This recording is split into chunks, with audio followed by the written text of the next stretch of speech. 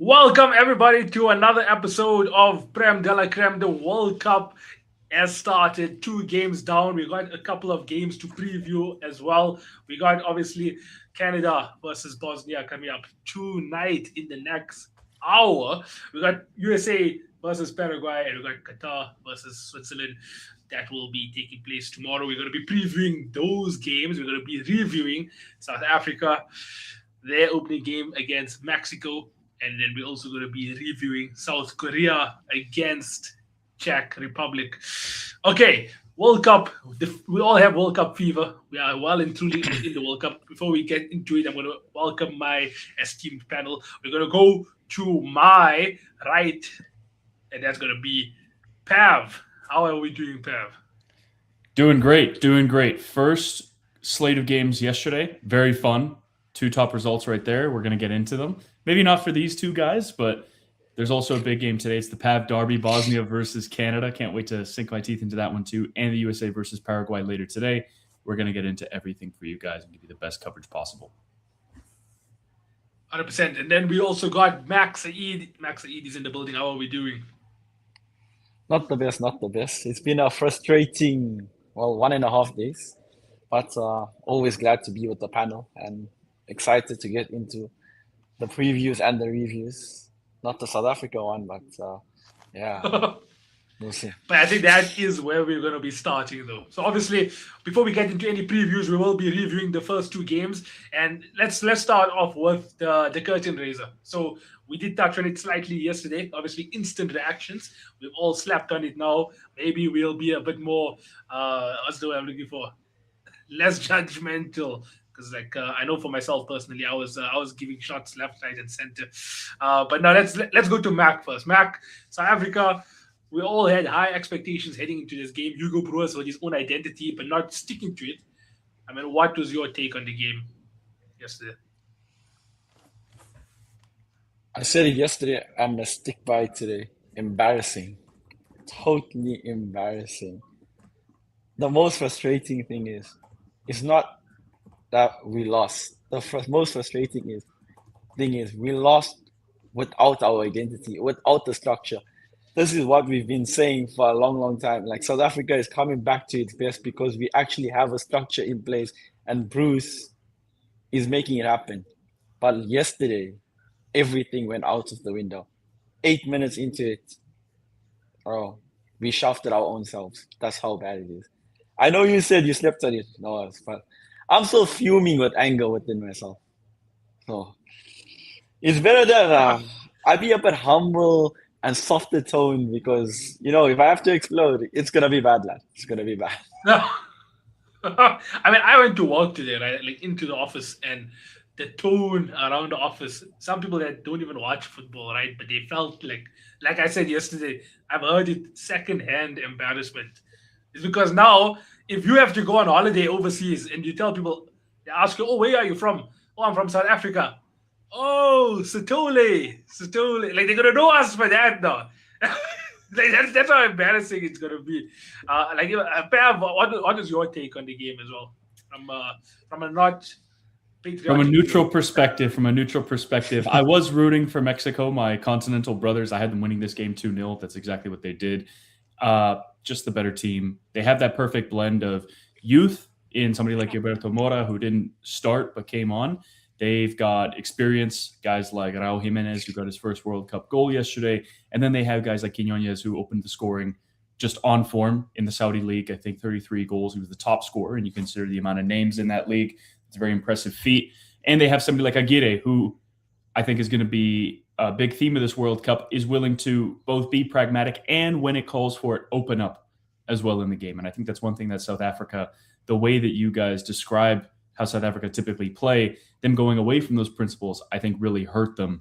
And you're going to have to go bold in this World Cup. I think with a lot of the rules, as well, them trying to speed up the tempo, it's going to be very difficult for teams that are just going to want to sit back the whole game and counterattack. So I think that played right into Mexico's hands. I just think they had the quality. I think they had the better game plan, and I think the conditions suited them better. They were also on home turf at an incredible stadium, and some mistakes from South Africa as well. Ultimately, it was only going to go one way. Yeah, Definitely. no, I agree. I agree. And I think when it comes to will this guy learn from the lessons, it all depends on the formation. So if South Africa start again the next game with a five-back system, then it's almost like we're accepting defeat before the game even starts. If he starts with a four and plays with wingers, which is how we know how to play, then maybe it would be an interesting game. I mean, Mac, do you think you will stick to people I've heard say that Hugo Bruce is one of the most like stubborn managers as well. Do you think he would go back to what brought us here in the first place, or will he stick to his initial game plan on what the World Cup was going to be? He is a stubborn guy. Not gonna argue with that. But one thing I can't go against or say is that both Czechia and South Korea both play a back three. So for Hugo Bruce, I'm not sure if he's gonna change it up or not. He's gonna play it safe again. If he's bold enough to go and make those changes, fair play. Because this next game for us is absolutely crucial that we get over the line. And we need to play to our strengths. If we don't play to our strengths, we're not getting anything done. You mentioned the wingers, Apollos. And now we also have Maseko, who's currently on loan at Limassol from Sundowns. If we play those two guys on the wings, bring Rere Mofokeng in that number 10 position, I think it will cause problems, especially with Mudau. We know Mudau. What type of a right back is he? He's more of overlapping right back. Who is he overlapping in that game against Mexico? Who is he overlapping? You know, when you say it, it's like it's so obvious, bro. Like, what? They don't want Hugo Bruce strength. Well, I honestly don't even know myself. And the fact that he said it was a good match defensively, we were good and solid. Bro, when I watched that game back again, I was like, what is this guy talking? Like, I never ever want, I'm such a patriotic guy. You know how much I am for South Africa over the years, how much I've backed them. I've never say any shit about them at all. But the most frustrating thing is, like you said earlier, even people who don't even watch football are feeling it.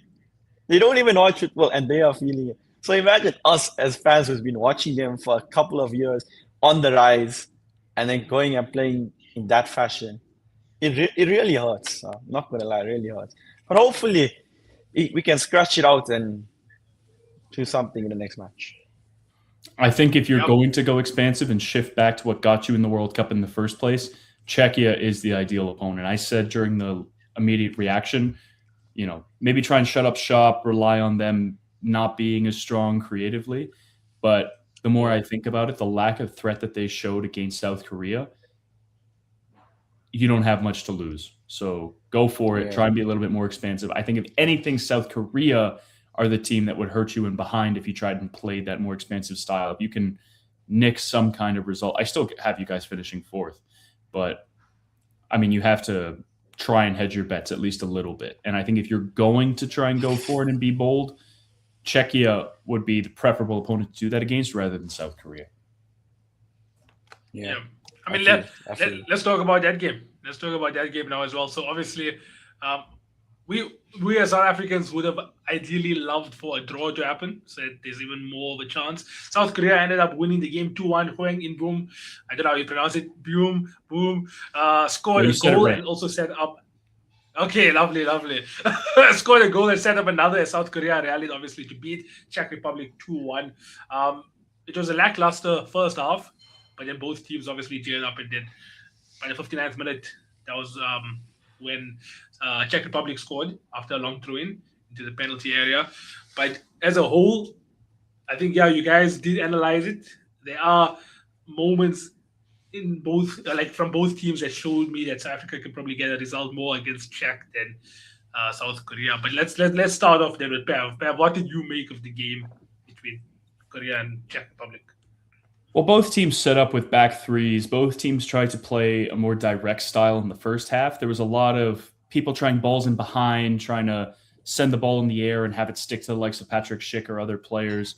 Heung-min Son had a couple opportunities in the first half too, and I think that him actually coming off and his substitute, I'm actually going to look up his name right now, scoring the goal, I think is also emblematic of another theme of this World Cup. But I think in general, South Korea, you look at their stats, 15 shots to Czechia's 18. They had much more possession. They were just technically better. They were more comfortable actually playing in the game. I thought that Kim Min-jae had a really good game as well against Patrick Schick, clamped him up. I thought that what's his name? Kang In Lee. That's it. Sorry. Yeah. The substitute for PSG. I thought he was really good.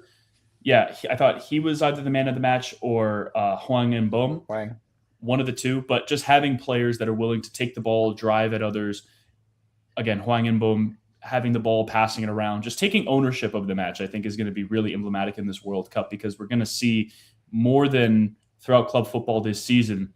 There's going to be a real emphasis on just keeping the game ticking, keeping the ball in play with the timers, with the warnings on time wasting, etc. They want that ball in play. As for Czechia, I thought that Vladimir Sofal was okay. I thought Krejci, he was good. He got the goal as well. Solch was somebody who I kind of had my eye on as a sneaky little talent going into the World Cup, because he had a pretty good season with Lille. Didn't really do anything. They just really lacked impetus, Czechia. And I thought that South Korea, making the risk of taking off somebody like Heung-min Son, where there's a lot of players for a lot of these teams in the World Cup, do they actually belong starting for these teams? Like James Rodriguez, who don't have a club. Should Guillermo Ochoa really be there? Should Manuel Neuer really be there? Should Ronaldo be starting? You're seeing these kinds of questions about these teams. And I think fortune is going to favor those that try and go for the informed players. Who's going to have the impact right now rather than kind of living off these past names. And that's what South Korea did. That's what got them the victory. That's what got them the winning goal. And I think that I underestimated them in this match because I thought that their form wasn't that great. I thought that they lacked a bit of a style. I thought that Czechia's physicality would be too much for them. And that was the opposite case in this game. Yep. I mean, Mac, anything else that you found out of the ordinary or would like to add? Oh, bro. Have summed it up to a T, bro. South Korea, I think they might actually go and do it against Mexico. Like, the way they on the ball, bro. They fast ball rotations, the penetrating passes. Wang looked like a Korean Vitinha in that midfield, bro. Yeah. Literally. I'm looking at this guy, I'm like, who is this guy? I've never ever heard of him before. Like, I don't even know who he plays for. I think he played in MLS for Vancouver Whitecaps, and then now he's at Feyenoord in the Netherlands. So he could have never seen, but 5 leagues. Yeah, bro, on the ball, that guy was so technical. Like, I was really impressed with him. Even with his third man running, going forward was really impressive. And then you got Czechia on the other hand. A crazy stat I heard in the match was they scored 50% of their goals from set pieces in qualifiers. There was 50%. Yeah, Interesting, eh? Tell Hamza. You should tell Hamza that, yeah. 50%. Hamza told me something like that can never be true, huh? Those high stats. But anyway, imagine scoring 50% and then your only goal in the match is from a set piece throwing. Oh, yeah. I was surprised Krejci got it. And actually, when you were watching the goal back, when Krejci scored from that throw-in, one of the Czechia players was actually offside. He was kind of interfering with the goalkeeper. I thought. Yeah, in front. I was also surprised. Yeah, they didn't call it. I thought it was offside. The South Korea goalkeeper almost got to it. So maybe they'll be looked at a little bit closely. But that being said, I do definitely think that their style of play was disadvantaged by the new rules that have come in from FIFA, which I enjoyed. I thought that both games were relatively entertaining considering the quality levels that were on display. So it does bode well for the rest of the tournament. I think for Czechia defensively, one more thing. Go ahead. Czechia defensively, I think there's a lot of holes in their defense. I don't think they've also mastered the three in the back. Although they've been playing it for a while, three in the back requires a lot of tactical discipline. If you don't have it, bro, it can end up bad. We saw it with South Africa. With Czechia, on the other hand, there were a lot of gaps which allowed South Korea. Like I said, Wang, the Korean Vitinha, was finding the gaps, bro. Like, there were so many gaps where he was playing those penetrative passes through to Kang Lee. No, second half was definitely Korea took that momentum that they built in the first half and they just continue to capitalize. And again, they should have scored more. Heung-min Son had quite a few opportunities. What was really surprising was actually the burst of pace that he had throughout the game. I didn't expect him to still have that because his last season at Tottenham, he was kind of immobile, but then maybe the benefit of playing in the MLS, being able to rest a little bit more, he's running through 2-3 guys. Now, he doesn't really do well with some of the shooting angles that he got, but in another game, let's say against South Africa, right? If you let him have that space, Heung-min Son's going to find a way to get one of those shots off and make it a goal. So just have to be careful. And they have other guys, Hwang Hee-chan as well. Again, Oh Kyung-gyu, he came through, he scored. Pav, So they have weapons. don't you think Son was a bit wasteful though? Because I felt like he had most of South Korea's opportunities, but he couldn't put it away. He was able to make opportunities for himself, but among the opportunities that he made, he was wasteful. Like, he did really well getting into the positions with the ball and dribbling, but then once he actually got into them, he was a bit profligate. Like, there was even a ball over the top that Hwang played to him, which was really good. And Son's touch, it actually takes him behind rather than allowing him to come forward. Yeah. But I think if Bafana will have to go through, either be Czechia, get a draw, or just be Czechia, bro. We never know, anything can happen. That's the only way to go through. Yeah. Some of the interesting takes from both managers also. We had Czech Republic manager Miroslav Kubak that said probably the better team won, but he said that his team could have done a lot better if it weren't for some mistakes. Like Mac highlighted also that the defense did look like it could have been, causing a few issues. And then obviously, go for it. Oh, I will say, I do have all my predictions out in front of me right now. I have, and this was prior to the tournament even starting, I have Czechia drawing with South Africa 1-1, and I have Mexico beating South Korea 1-0. So you guys might get a point from that one. Oh my. I think we should at least score 4 goals still in this World Cup, and I think there's still 4 points as well. Cannot fall. What's up, Big Al? No, you guys aren't scoring 4. I'm sorry to break that to you guys.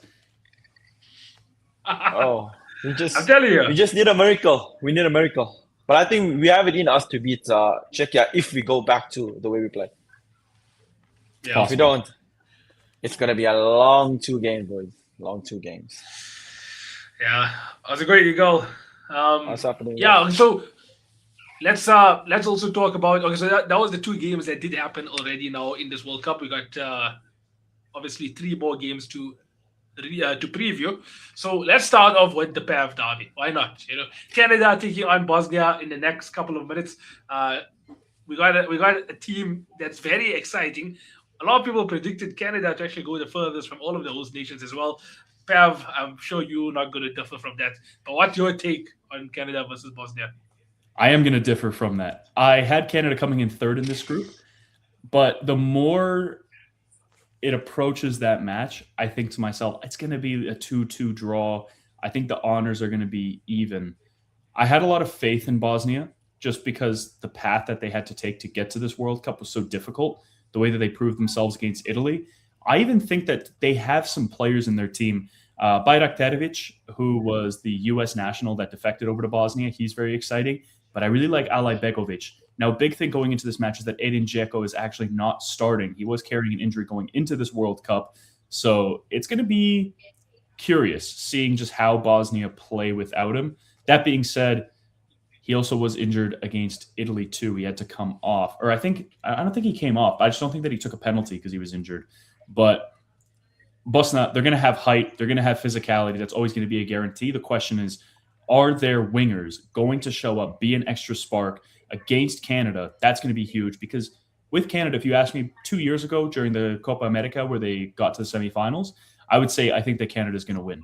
But times have changed. They looked really bad in the Gold Cup. They got knocked out by Guatemala in penalties. They looked really poor in that match. And their star players, Davies has been consistently injured. Jonathan David has been a flop at Juventus. Some of the other guys, Tajan Buchanan, I'm not sure what he's up to anymore. I think he's doing pretty decent with Villarreal. Kyle Larin is not good. Just some players all around. Moise Bombito, who is Canada's best center back, is not playing either. The one plus is Maxime Crepeau, I believe his name is. He got put back into the starting lineup over Dane St. Clair, who was not good. I wasn't sure if he was a professional or not the last time I watched him. But I just think it's a bad moment for Canada. A lot of their star players are not in the form that we need them to be. But with Bosnia, the question is just, do they have the talent to capitalize, especially on away soil? I think it's going to be a 2-2 draw. I had 2 on Bosnia, but I'm going to change my pick last minute. Ooh. Yeah, and also, I don't know if you are aware, but Alphonso Davies is on the bench. I don't know if that was your breaking news, Mac. But Alphonso Davies on the bench. Yeah, I was just going to say that and something else. Oh, go on, finish. No, yeah. That was all. I'm done. Yeah. Mac, it's your turn. No, I was going to ask, what's Canada's formation the normal formation they play? They play a back four. Jesse Marsh tries to play. He wants No, Canada to but play like a bit more the of a full modern. formation is a 4-4-2 because I see both teams are set up in a 4-4-2. So which team compete each other? Which team is showing the other team respect basically on it? I think Canada. No, Canada typically will play a 4-4-2 because they have Jonathan David and Kyle Larin. But David can also be not just a striker, but he can be kind of a number 10, kind of a second striker, drop deep, interplay a little bit. So even though you have Uluwayasei playing up top, it'll probably be David going back into the midfield, kind of into the number 10 spot. So Bosna, they're going to play with two big guys up front. Ale Begovic is on the bench, so he's not going to be starting. He's going to be an impact substitute. But we have some other good players. We have Muharemovic, who had a really good season at Sassuolo. We've got Amar Dedic, who plays for Benfica. Kolasinac is always a constant in the Bosnian national team. I just think that missing Pjanic, I think actually Pjanic, not having him and not having replaced him is also a big thing. But again, we'll see how Bosna plays. I have faith. Again, I think it's going to be 2-2. Keep an eye out for Kone. Keep an eye out for Kone. By the way, one last guy. Keep an eye out for Ismail Kone. He's a good player. Marco, what's your predictions for Canada versus Bosnia? Yeah. I'm gonna go 1-1. 2 draws. I'll go against that. So let's say, you know what? I'm not even joking, right? Pev, I'm assuming you're obviously playing in Canada. It's going to be in Toronto. It's going to be in my city. Oh. Now, listen, like, as much as South Africa did perform badly yesterday, right? Just playing a national game, right, in a national tournament away. You know how much more pressure that puts. Like, I think Canada do. It depends, obviously, if the crowd show up as well. But I think if you all can have a 12-man behind you, it's going to be such a big advantage. So I'm gonna go for Canada to win. Why not? 2-1. You know what the funniest part about that game is? Look up what the stadium looks like. We had to add seats to reach the capacity for the World Cup. I want you to look up what it looks like. It looks horrible. It's easily the ugliest stadium in the entire tournament. Bro, look at it. It's like 60,000 capacity or something. No, way less. You have to reach, I think, 40,000. You're crazy. Where's Canada? BMO Field, Toronto. Crazy. They have this like scaffolding in the back now. Oh my! I see it. Yeah, you must see an old stand. It looks like that's a good idea. Yeah, we are. No, I'll have to show you guys after, bro. It looks like we brought the people over to do construction, and it just looks so bad, the scaffolding, because you can just see it. You can cover it up with a tarp or something if you really wanted to, but we decided not to do that. You know what? It was winter time. We have the national team's home stadium. Yeah, this is the national team's home stadium. You know what it is? It's cold. We can't do that much construction during the winter time, so we just put it up and we just left it alone. We're like, all right, our job is done. There's two. Are your fans also like intimidating? So like Noah said for the first match, like Mexico brought it, like literally, like that stadium was rocking. We're not Mexican fans, but I will say Toronto does love football. So fans are out. We actually have, I think, a minority in the stadium, though, of Canadian fans. I think actually 30,000 of the fans expected to be there today will be Bosnian, and they're out in the streets. They're chanting. I'm obviously with them.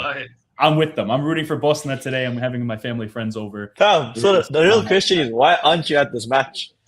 Why am I not? Well, yeah. If I'm going to save up and go to one of the games, I would want to go to Croatia versus Panama. So we're keeping an eye on the ticket prices for that. Rather than going to Canada versus Bosnia. Because the other thing as well is the price is going to be that much higher because it's Canada's opener. So the demand is going to be much higher. Versus Croatia versus Panama. Yes, we have a strong Croatian diaspora in Toronto, but we don't know whether people are really going to be hyped for that game outside of the Croatian fans, right? So if the ticket prices are way lower for that, I'd rather go to that, watch a national team that I've been watching for years, see them probably get a 3-4-0 dub, and just have a fun time out. Yeah. Yeah. Man with brains. That's right. That's my logic. Now let's talk about. Okay, so that's one host nation. Here's another host nation that will also be playing Paraguay. USA opens its 2026 campaign against Paraguay tonight, depending on where you are in the world, right? They're going to be in this high pressure Group D, right? Because high pressure in the sense where I think a lot of the countries are probably under. Like, can you all say with full confidence who the top two countries are in Group D? Yeah. Would you all- Turkey and the USA. Turkey and the USA are the two top teams, but Paraguay can play spoiler. They have a couple. I was gonna say Paraguay. I've heard so many good things about Paraguay heading into this World Cup. I want Paraguay to get that second spot. I want USA to finish last, just because of how everything is at the moment. I literally want them to finish last. My Pacha agenda, hope- I need them to finish fourth. I need them to finish fourth because I can't stand Mauricio Pochettino. So you know what? If they can get the dub, that would be glorious. That would be an incredible hate watch. Imagine getting humiliated in your first match at the World Cup, in your home ground. I do have it as The a, scenes. yeah, I do have it as a 1-1. They do have a decent team, Paraguay. They got a couple of good players. They got Diego Gomez from Brighton, who's very talented. The only issue is Julio Enciso is out for the World Cup now. He's out. Yeah. Julio Enciso, Fabian Balbuena, and Damien Dia. He's also going to be absent. Damn, that's tough. Right. Paraguay, this is going to be the first time back at the World Cup also since 2010, by the way. So this is giving us some nostalgic vibes. And yeah, they're going to bring a defense first profile under manager Gustavo Alfaro. We're going to have to wait and see. What's going to. But what are your thoughts now? So obviously, I think going off the hype, right, of Paraguay, it's going to be a tough game for America. Obviously, America do also have some good footballers as well. You know, the likes of Pulisic, Weston McKennie. I think Gio Reyna is also in this team, if I'm not mistaken. So, Yeah, he's there. He is, but that guy's a scrub. I know. I was gonna say, as much as he's that bearded form, right? Like this could be an opportunity for a lot of these players to now instill themselves again and remind the world who they are. The LeBron James of soccer. He needs to remind everyone again why he is called the LeBron James of soccer. But yeah, I think USA still walk away with this as with a win, just because of the fact that, like I said, you know, your home soil. I think USA definitely over the years, especially in the past 4 years, have definitely developed a lot more in terms of their footballing development. So I would say USA get over the line here, probably 2-1 as well. Mac, you want to take this next one? I told you, I just want these guys to lose. Imagine they lose in the 90th minute even. 1-0. That will make it love it, much more sweeter. 1-0, 90th minute. But I think they'll win 2-0. I'm not gonna. I don't think Paraguay is gonna win today. I don't even see Paraguay scoring. I think it's gonna be tough. Yes. Tell you. The one thing that is kind of going for Paraguay is the way that Poch plays football. If you sit in a low block and you demand him to kind of be patient and break you down, that's not his forte. He wants to play a basketball match. So if you don't allow that for the USA, they could face some issues. That being said, I just think they have too much quality. I originally said that this was going to be a 1-1 draw. If it is a 1-1, I'll be very happy. But I don't see that going on. I think it's going to be 2-1 to the US. I just think they have too much quality. They have what? I'm taking a look. They have Tillman, Pulisic, who just scored in one of the most recent friendlies, which was desperately needed. He didn't score all year. Florian Balogun, a couple other guys in there. Anthony Robertson is back. You got Weston McKennie, who's serviceable in international football. I think that they're going to grab that dub. Yeah, and I think all of us, but it's true though. I think all of us are predicting, according to Polymarket, not sponsored. Polymarket's having USA to win at 51% odds, and then obviously a draw coming in at 25, and then Paraguay to win at 22. So yeah, looks like USA definitely are the heavy favorites heading into this game. I still think only 50% chance is a little crazy, but yeah, I think it's because of the fact that it's a three-way. It's like a three-way result split. Yeah, that is true. Well, fingers crossed. Fingers crossed. Fingers crossed, yeah. Now we got the last game to preview, right? We got Qatar versus Switzerland. So that's going to obviously take... I think it's also going to... Why are you laughing? It's going to be the shortest segment in the whole podcast. It's not even a matchup, bro. Why? Qatar, bro. That Afif is gonna come with his cards again. I'm telling you, he got the card in his sock. Afif is washed. When last you heard about him at the World Cup? He only comes on at the World Cup. Did Qatar win like the Asia Cup between these two World Cups? Sorry. They did, but apparently they're not the team that they used to be. Qatar they do well on their home soil. Take them out of Qatar is a whole different story. So I don't think Qatar is winning any game at the World Cup. I agree. Shit. The issue is it's the same thing for South Africa as well. Yeah. They should have given us Qatar, man. You know what? but There are generally, quite a few teams that I just don't have faith in for this World Cup, which is unfortunate. But I just hope that they do themselves proud. Enjoy the moment. It comes naturally though with the fact that obviously a lot more countries are in. So like obviously there's going to be a lot of countries that you'll be like, hey, yeah, just enjoy the ride. Like keep the engine on your plane. Keep the engine on. You're not going to be staying here for too long. But like, there's always an upset. So you could be that one nation, right? Every other new nation, they lose every single game. But you could be the one. You could be the one that tips the scales, right? Like we said, Argentina and Spain lost their first game. We never know. Yeah, exactly. I think Cabo Verde versus Spain could be a bit of a banana peel, to be honest. So keep your eyes peeled on that. Could be. Yeah. But also, I guess like Qatar, it's fair to say that they probably is the hope because this is only the second time they've actually qualified for the World Cup finals. Obviously, the first time being host nations. So this is the first time really that they've earned it. But do you think it's because of the fact that there's more countries that's invited? I don't think so because they qualified pretty early on, didn't they? I'm not too sure. I think they did. I think at the end of the day, if we do touch on this debate of are there too many teams at the World Cup, at the end of the day, everybody will say, oh, I don't want to watch, let's say, Curacao versus Algeria, right? Hypothetically. It's not really up to us, though. It's up to, the people of Curacao, people of Algeria, whoever is playing in these games, right? Iraq, who's a debutante or has, I think, been to their first World Cup in like 50 years. It's about them. It's about their enjoyment of the game as well, right? It's the World Cup. It's an opportunity for everybody to share their experiences and their cultures with everybody. So why not? Yeah, Jordan, in general, allow everybody to come along for the ride, as many people as possible. Literally their national pride. Well, when your team makes the World Cup, that feeling is different. But when you catch it also at the same time, it's even worse. No, but it's all about the journey, not the destination, man.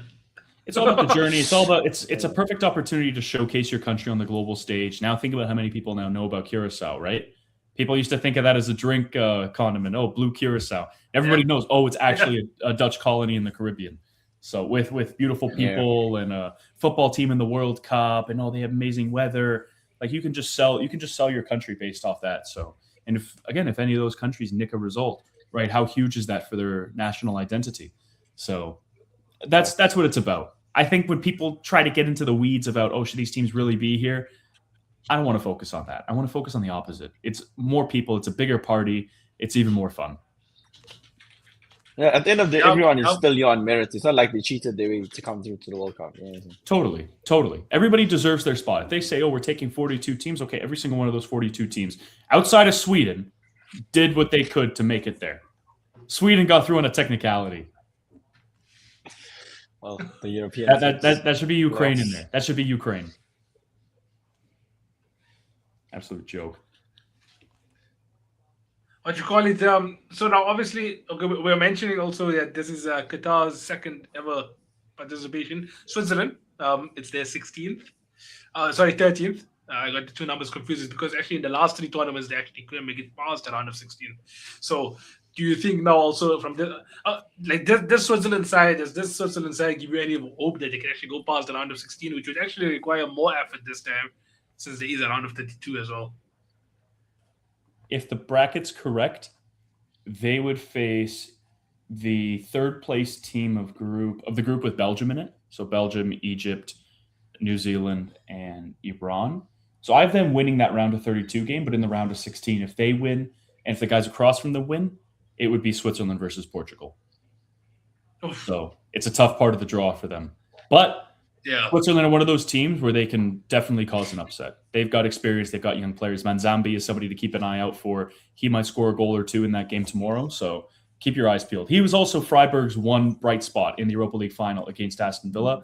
Good little player. Will take initiative. Will take the ball and do something with it. So I would definitely keep my eyes peeled for him.